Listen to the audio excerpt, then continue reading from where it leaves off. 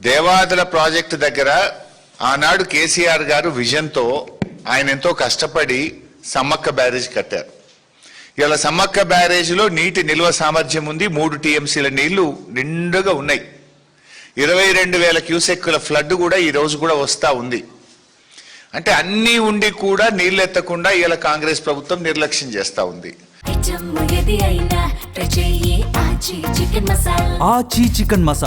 అంటే ఆయకట్టుకు సరిపడా నీళ్లు ఇవ్వగలిగే అవకాశం ఉన్నా కూడా ఈ ప్రభుత్వం యొక్క నిర్లక్ష్యం వల్ల ఇలా రైతాంగానికి పంటలు ఎండబెడుతున్న చేతగాని దద్దమ్మ ప్రభుత్వం ఈ కాంగ్రెస్ ప్రభుత్వం.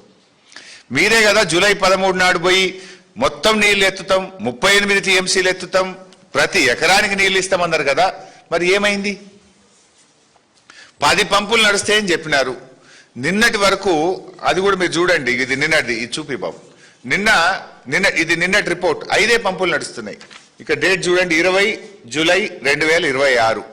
నిన్నటి ప్రకారంగా ఫేజ్ 1లో 2 మోటార్లు, ఫేజ్ 2లో 1 మోటారు, ఫేజ్ 3లో 2 మోటార్లు.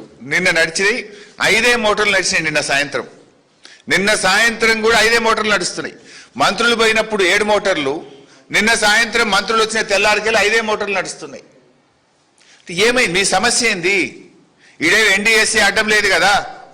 అంటే మీ ఆలోచన ఏంది? కిందికి ఆంధ్రప్రదేశ్కు చంద్రబాబుకు నీళ్లు విడిచిపెట్టడమా? ఈ ఎలినినో కరువు పరిస్థితుల్లో నీళ్లు ఒడిసిపెట్టడమా? మీ కాంగ్రెస్ ఏం చెప్పదలుచుకుంది? ఇలా స్పష్టంగా చెప్పదలుచుకున్నది ఏంటంటే, నేను ఈ కరువు, ఈ ఎలినినో కరువు ఇలా కాలం తెచ్చిన కరువు కాదు. వరంగల్ జిల్లా విషయంలో ఇది కాంగ్రెస్ పార్టీ తెచ్చిన కరువు.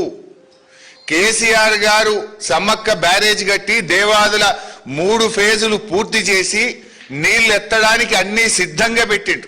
కట్నీళ్లు పెట్టిన పొయ్యి లెక్క తయారున్నా కూడా మీ నిర్లక్ష్యం వల్ల నీళ్లు ఎత్తక వరంగల్ జిల్లాను కరువు కోరల్లో మీరు నిలుపుతా ఉన్నారు.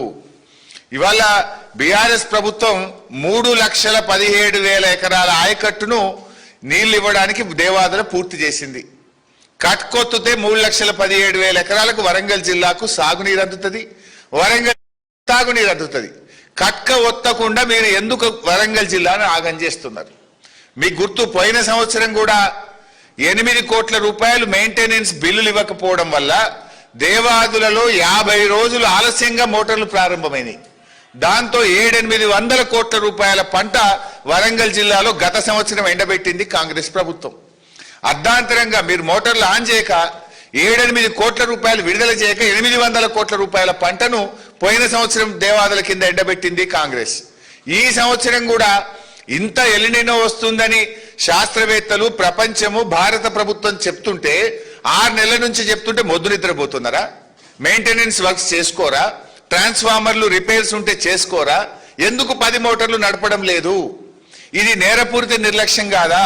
నీళ్లుండి కూడా ఎత్తకపోవడానికి ఏం చేయాలి? మిమ్మల్ని నీళ్లు కండ్ల ముందు నీళ్లుండగా కూడా ఒడిసి పెట్టాల్సింది పోయి మీరు కిందికి విడిచిపెడుతుంటే మీకు ఉరి శిక్ష వేసినా తప్పులేదు. ఆచి చికెన్ మసాలా.